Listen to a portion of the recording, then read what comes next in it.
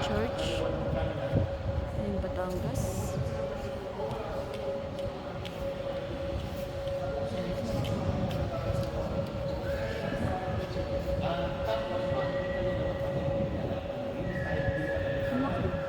Nakalimutan ko na itsura nito eh. Meron.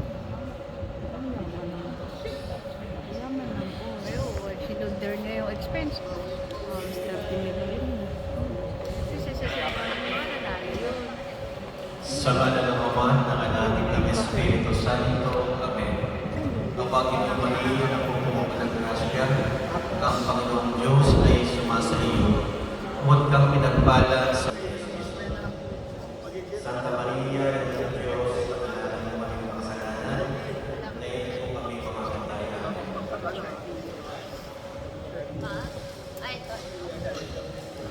Kapag